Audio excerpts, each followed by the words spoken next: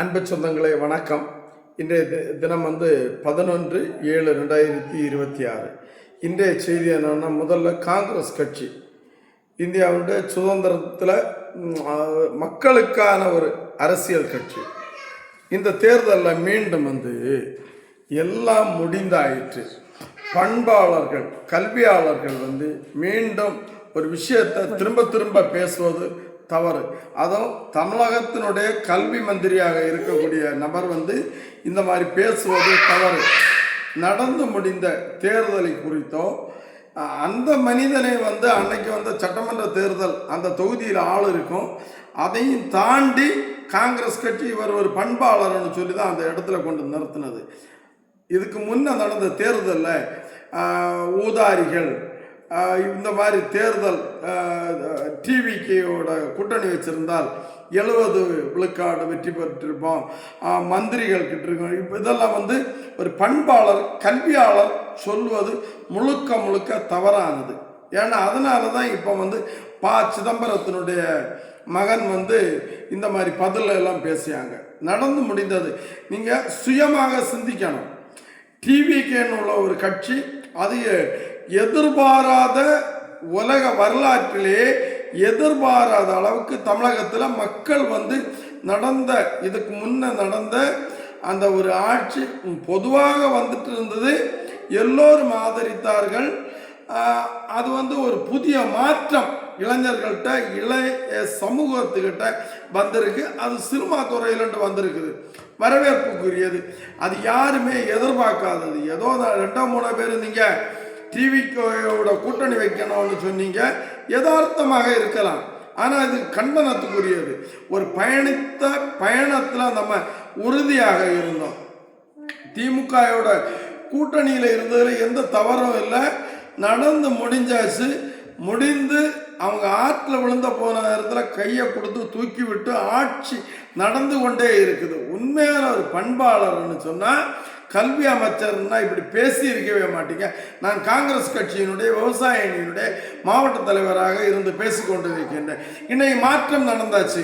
தமிழகத்தில் ஊழல் 100 விழுக்காடு மடங்கி போச்சா?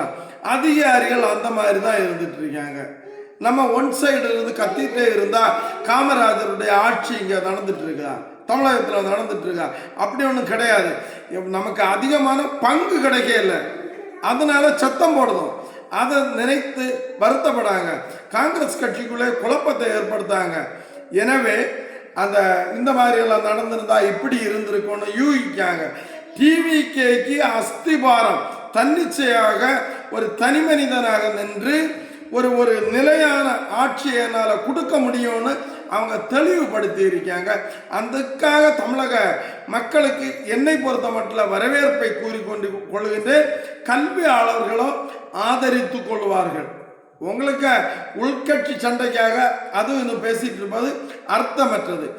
இது முகவுரை. அடுத்தபடியாக நான் என்ன இந்த சமூகத்துக்கு சொல்லேன்னா, குமரி மாவட்டத்தில் சுற்றுலாத்துறையெல்லாம் நல்ல வளர்ச்சி பெறட்டு.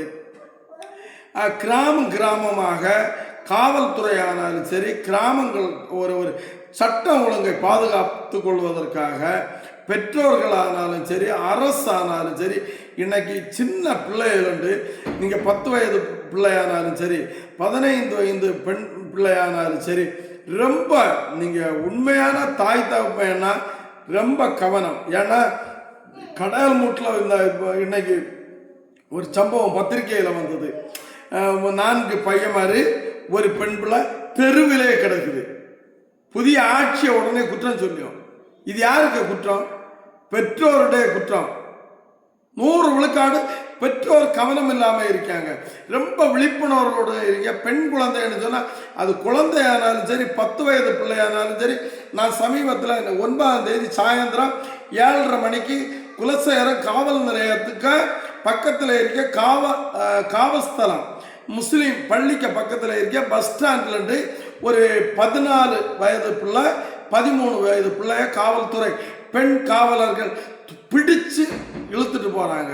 அது ஒரு தவறான அந்த விஷயத்தில் அந்த இடத்துல நிற்காங்க. சரியான 7:30 மணிக்கு காவல்துறை அந்த பத்திரிகையில் இந்த செய்தி வரல.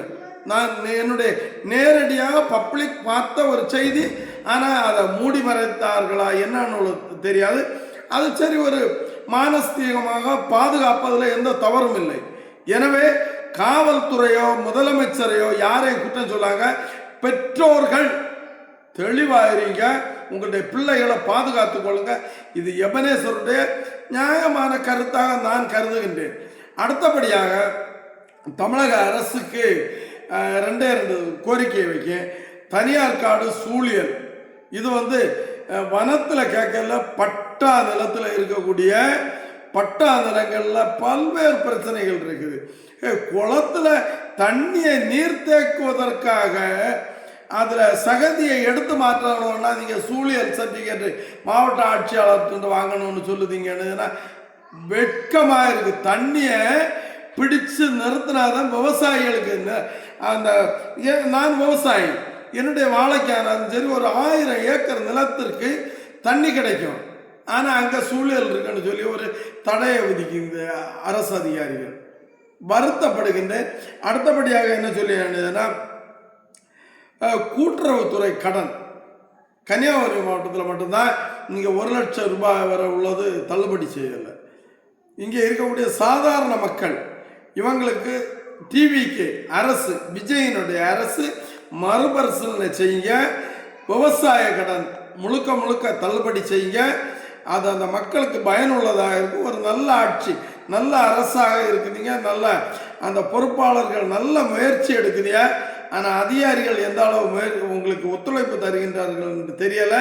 ஆனால் என்னுடைய காங்கிரஸ் கட்சிக்கு அதிகார திமுறோட தவறான பதிவுகளை கடந்த காலங்களை நோக்கி பேசாங்க. இனி இருக்கக்கூடிய காலத்தில் நீங்கள் 2 மந்திரிகள் தான் இருக்குது, என்ன செய்ய முடியும், என்ன செய்தீர்கள் என்னுள்ளதை பேசுங்க. எனவே காங்கிரஸ் கட்சியினுடைய உள்கட்சியில் உயர்மட்ட குழுவில் தயவு செய்து நடந்து முடிந்ததை பற்றி தயவு செய்து பேசாங்க. நான் ஒரு எபனேசர் விவசாய காங்கிரஸ் கட்சியினுடைய மாவட்ட தலைவராக உங்களுக்கு எச்சரிக்கை தான் தானே. மீண்டும் மீண்டும் நீங்கள் பேசிட்டே இருப்பது கடுமையான கண்டனத்துக்குரியது. அடுத்த வீடியோவில் அடுத்து வருகின்ற. நன்றி, வணக்கம்.